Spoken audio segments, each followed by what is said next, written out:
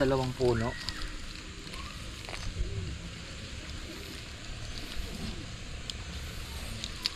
Tatlo na. Ayan o, tamang tama. Ito lang ang lalagay natin. Ito, ang tawag dito namin sa Bicol ay talhop. Ganito yan.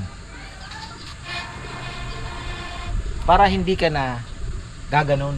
Ito lang. Ito na yung ating finished product. Tignan ko nga yung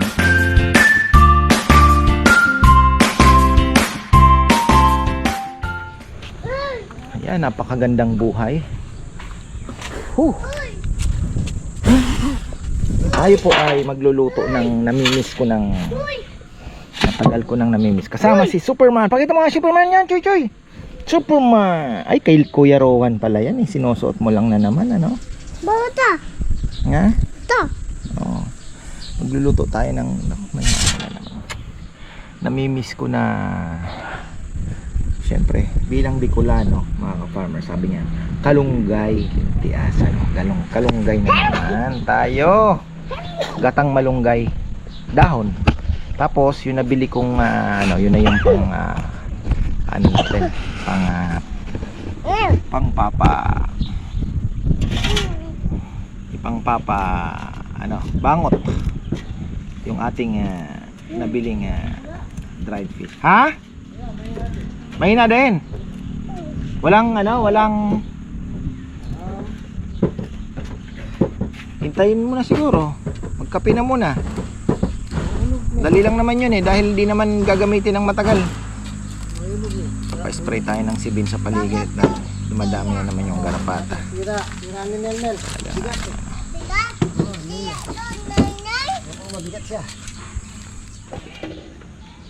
Nakalimutan ko, may pagi pala tayo.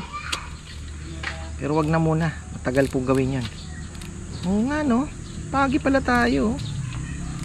Nabili akong pagi sa Subic eh. Pero wag na muna. Ito, simpleng gulay lang. Namimiss ko ito eh. Hindi ako ng alam nyo, ito talagang masustansya. Sabi nila pala, ayan, kung magtatanim po kayo ng malunggay, wag doon sa polluted area kasi ang malunggay pala filter. Sa nabasa ko lang, sabi nila nagfi-filter daw to ng hangin. So kung sa polluted area mo siya itatanim, ay wala din, toxin din ang makakain ninyo. Kaya maganda talaga doon sa lugar na malayo sa pollution.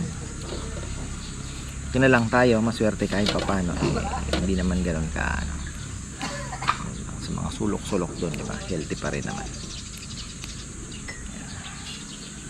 Coffee time.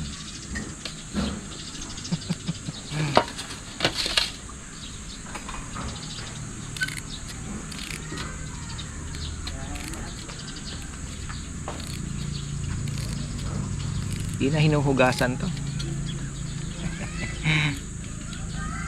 Wala nang hugas-hugas.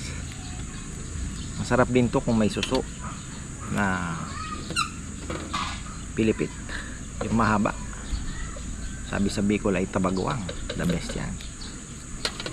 Mga Bicolano lang nakakaintindi ng kinunot, mga farmer yan, maganda din yan. Kinunot, yung tabagwang na sinasabi ko. Alala ko kasi ng bata ako eh, yung suso tapos gata lang na may ganito. Matatagalan tayo dito Ito lang ang pangit dito sa malunggay talaga, makakatamad iluto pero worth it naman ang sustansya.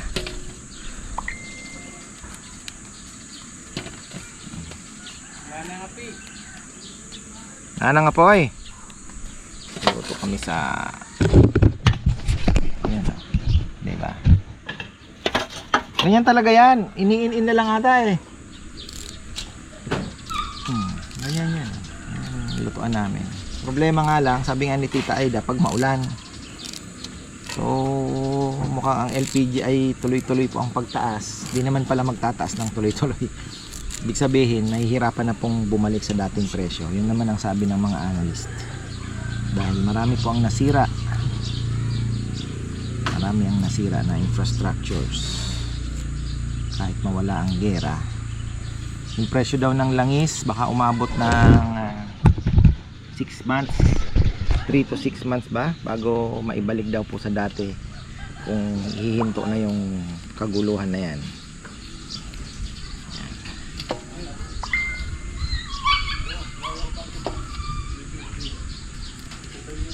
Basta importante magkaroon tayo ng supply. Kahit medyo mahal, okay lang. Mahirap po yung wala nang mabilhan. Huwag naman sanang mangyari yung ganon. At pinayagan na daw ang Pilipinas maglayag. So baka yung supply natin tuloy-tuloy na. Kaya ang masasabi ng Amerika,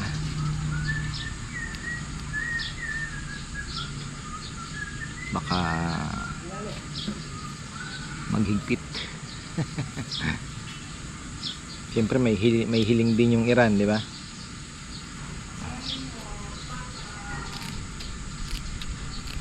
Maganda kukunin nyo sa may bandang dulo na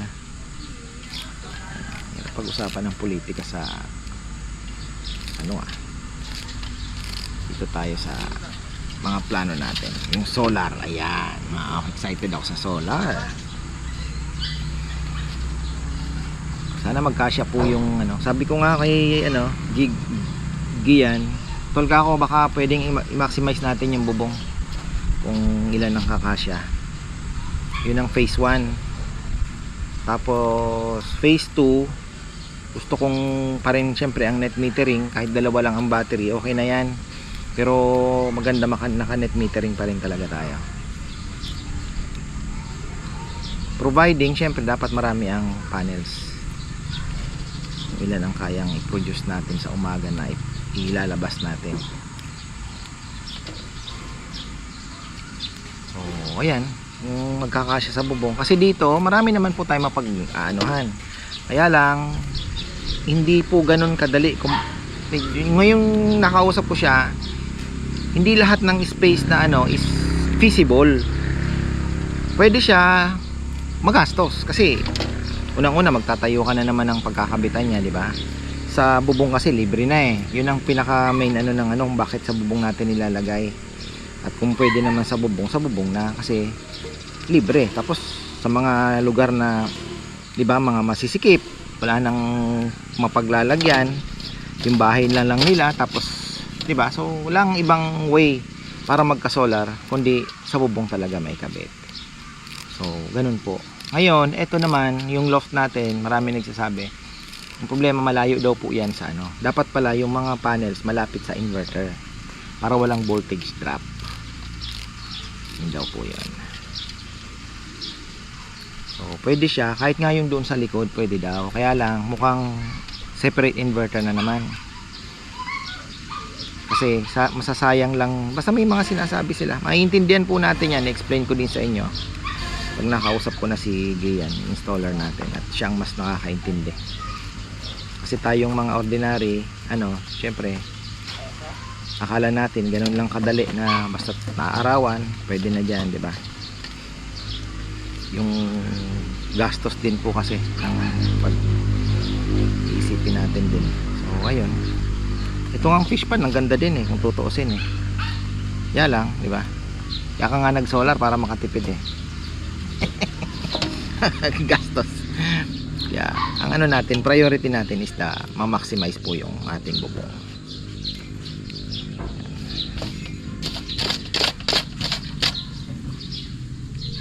Pero sa ibang lugar na talagang kailangan nila ng electricity, di ba? Tayo naman kasi meron namang kuryente. Ang inaano natin is tipid. Yun lang naman po ang natin. Ayan tamang tama. Ito lang ang lalagay natin. Hindi ko na inubos, parang masyadong marami ata. Baka bibigyan ko pa si mama nito. Wala kung magugustuhan nila. Si Papayam nagluto na. Uy, sali. Saling manok. Tapos yung kanin, ayan o. Okay na. All kahoy. Farmer, kahoy. Magluluto din tayo dito. Tapos, hinugasan ko rin pala yung ano, para mas malinis talaga. May mga ali-alikabok din kasi. Nag-i-spray si Pongpong ng ano. Hindi ko mag-spray na rin ng Magnum sa niyog para double visa. Init na naman. Pero kaninang umaga, nagpunta ako ng palengke, namalengke tayo.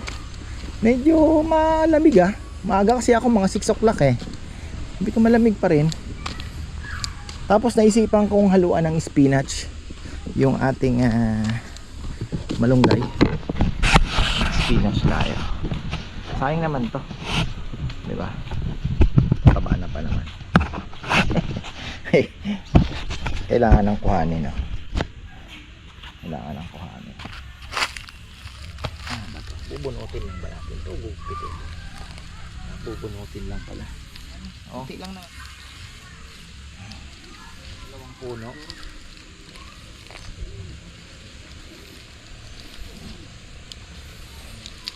Tatlo na. Linisin natin. I-damo. Yan. Linisin natin doon. Di ba? Pwede. Ayan. Pasensya na, medyo magulo pa ang aming kusina. Kusina di kahoy. Ayan. Ito na po yung ating spinach. Ito na yung ating malunggay. Yung gata, hindi ko na tinanggal sa plastic. Ito yung ating ricado. At tinagyan ko ng bagoong. At ito yung abong 3. Ayan. Pwede na. Tapos meron tayong ano ang gamit nito? Sa mga hindi po masyadong lumaki sa probinsya na hindi sanay sa magluto ng kahoy, marahil hindi niyo po alam ito. Pero ako, lumaki po ako dito. Ang tawag dito namin sa Bicol ay talhop. Ganito yan. Para hindi ka na gaganon. Ito lang.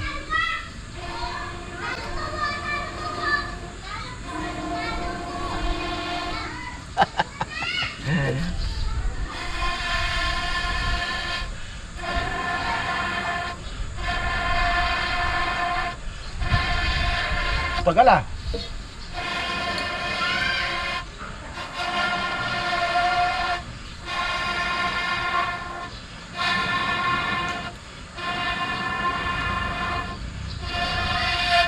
Tagal mag-apoy.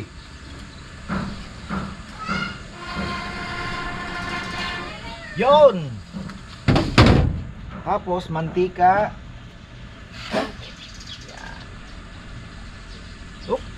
Kunti lang. Ay, takip. Dito tayo. Para kita nyo ng maigi. Pasensya na ha. Talagang ano tayo one man army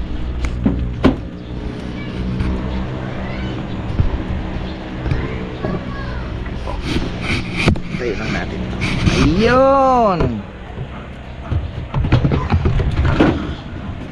Cut na lang natin kung makakat ko.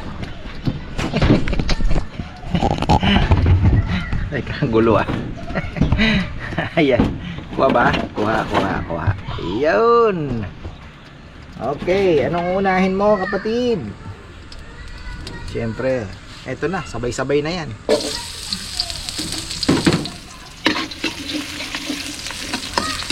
Tapos si Nel gumagawa ng anuhan dito, yung tawag, parang patungan pa na kahoy. Banggere. Ayan, banggere.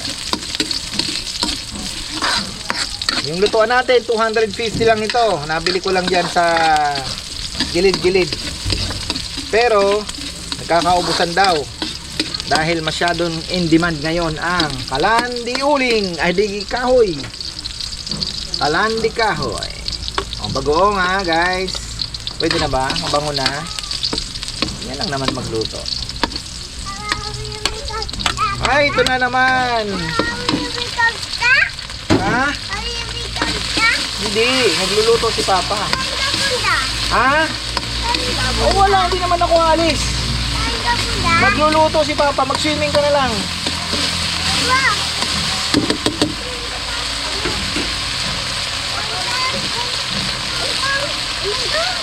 Oh, tuloy, pinagkakam lang ganyan. Makulit eh. Ay, patay. Hindi pwede to, may plastic na sunog. Patay. Ah, okay. Hindi talaga pwede to. Pero tuloy na natin yung laban. Ayan oh.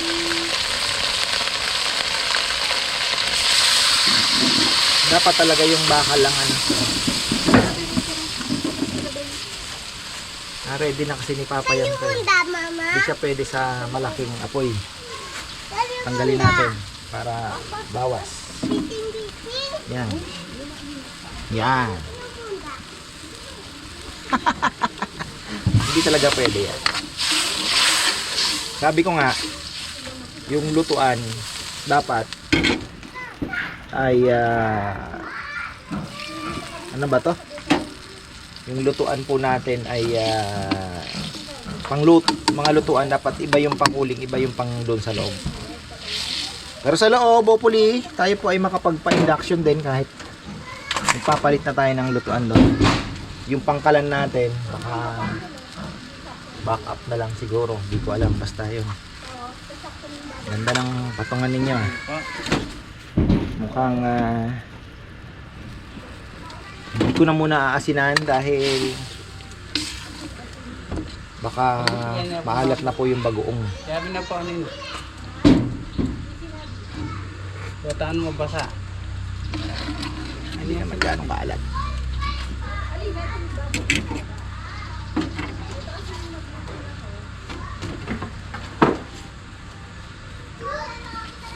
Makain na yung saan na yung gabi. Marami din palang spinach ha. Mukhang matatalo ah. Bebe, spinach pwedeng gataan ano? Wala naman lasa to, di ba? Just a leaf, di ba? Dahon lang naman yan eh. Ako ang kakain. Dami pala. Guys, kumain kayo nito ha. Masustansya to. Kahit ano, kahit susunod kinunot ang lulutuin ko. Ito na kaya ang itakip natin. Total rock and roll sa kalan lang naman tayo eh. 'Di ba? Wala pa po yung gata diyan ha, na kaka. Wala pa yung kaka.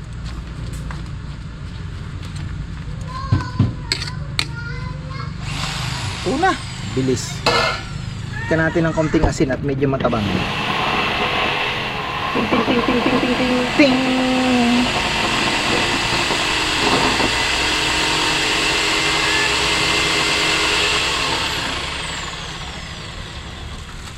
Teka lang. Medyo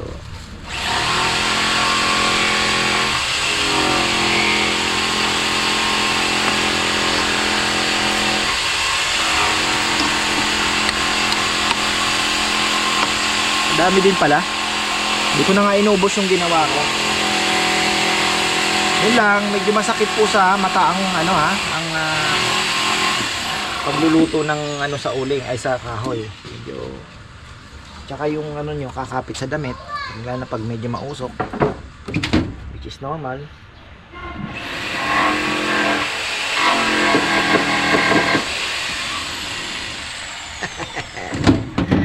I love it. Kayo Nel, may lutuan din ng kahoy? Ha? Okay, pag magkakaubusan ng kalan, alanganin, ano? Dito tayo, hindi mamumroblema. Talagang gustong mo lang, may paraan tayo. Kaya natin gumawa ng dirty kitchen talaga na puro kahoy lang, no? Kahit sabihin mo yung sauce tsaka yung ano, puro sa kahoy na natin lulutuin. Kaya eh.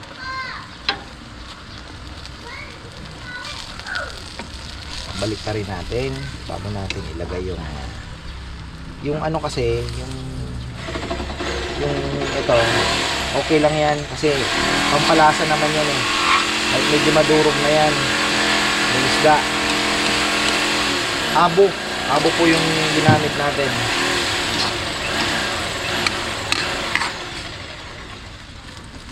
Tingnan nyo, lumiit na, nag-shrink na. Akala ko marami, biglang kumonte ah.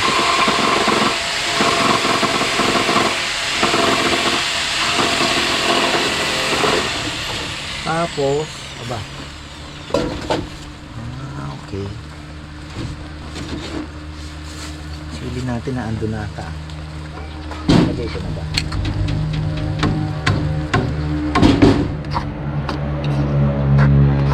Dalawang patong daw yan, Ned?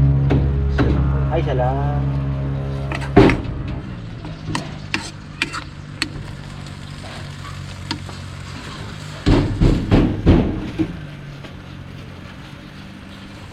Tubig ah. Parang gusto kong bawasan yung tubig ah. Bago ko ilagay yung bakang gata.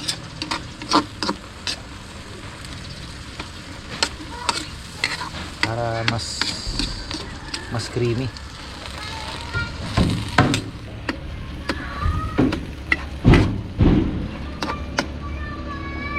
Yun lang, mangangamoy po talaga kayo usok pagka nagluto kayo sa ano, kahoy. Pero masarap daw, marami nagsasabi. Smoky flavor. Smoky. Parang whiskey. Sabi nila. Smoky flavor.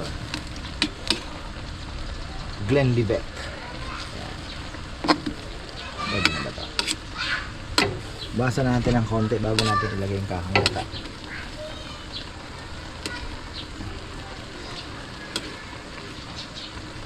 Lang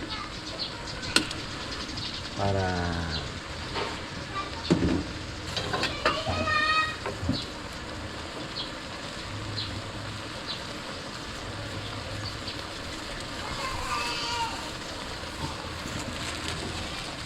uy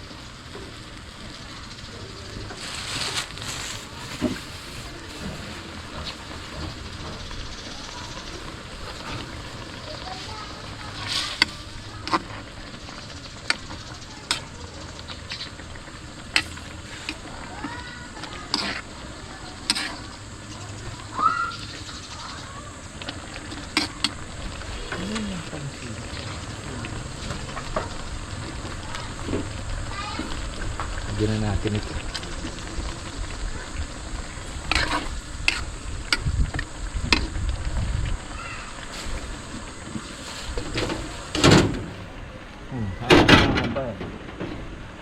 Mawawala na, patungan pala. Patungan. Hiwain natin.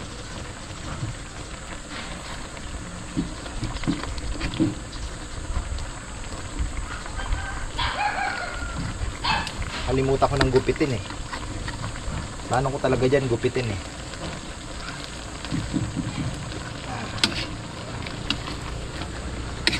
Timpla tayo. Yan. Timpla tayo. Creamy.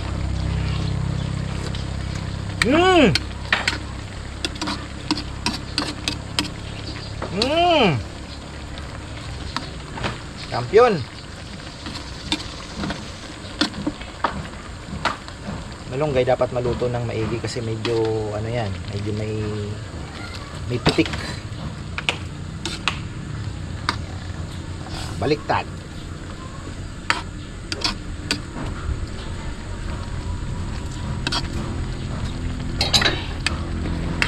Ganito maggata ang Bicolano na yun. Creaminess. Parang may konting tabang pero pipitikan natin ng konting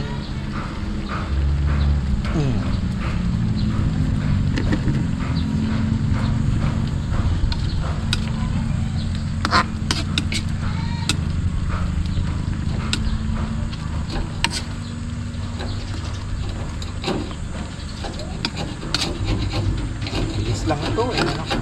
Mas matagal maghimay kaysa magluto, ano? Yun lang problema sa malunggay talaga. Maghimay.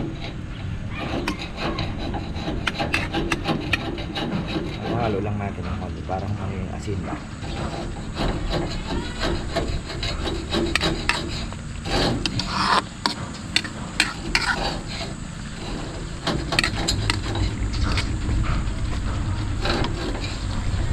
Yummy.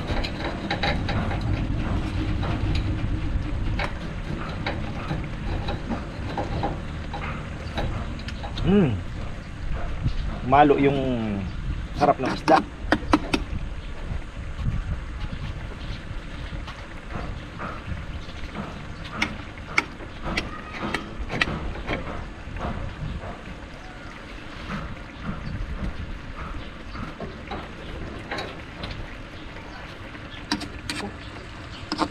Yari ang kanin dito.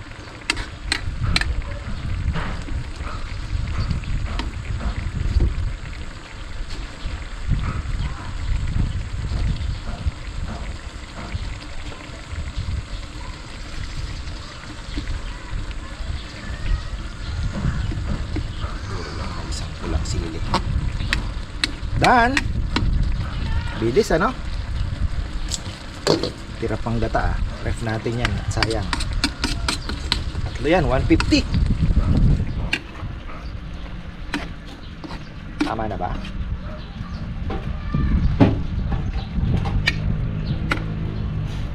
Krema.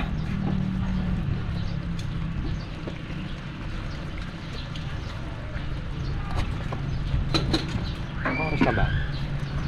Pwede naman kumain.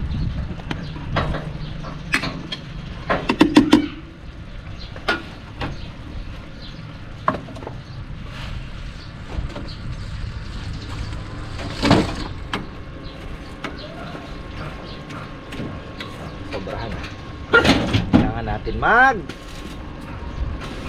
aral, magtansya ng uling na gagamitin. Ay ano, kahoy.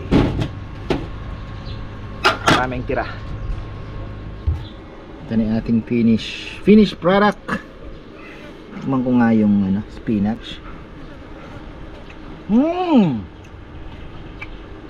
Sarap pala na. Makapag-order nga tayo uli. Sarap ah. Quality daw. Ayan oh. Kuha ka na, bebe. Ba't may baboy yung sa lemon na kula? Papayam style yan eh. Kumain kayo nito? Ha? Kala ko kasi hindi kayo sanay sa gata eh. Ay, ayan mga farmer, sarap po ng ulam. Hindi na ako nag-video dahil nagkamay na lang ako. So ito yung ginagawa ni Nel. Ayan, welding pa pala. Astig. Kaya pala. Ayan. Kaya lang nga, yun, pag tag-ulan, ano tayo? Pwede natin takpan to para hindi mabasa no sa angge. Lagyan natin ng lagayan natin ng mga kahoy din. Ayan. Ito lang yung sombrero ko. So ayan po ang ano natin ngayong araw. Nagluto ako. At mamaya hindi ko alam kung makakaikot pa ako. Mga kalapate natin. No? Sira yung trapdoor. Ayan ang init na. Sana naman ay bawasan na yung mga nagsusunog sa bundok. Hinuhuli na at pinagbabawal, pero syempre alam niyo na, kaingin system po kasi talaga dito. At, may mga technique silang ginagawa para hindi lumabas na sinadya. So ayan, marami pong salamat at magandang buhay.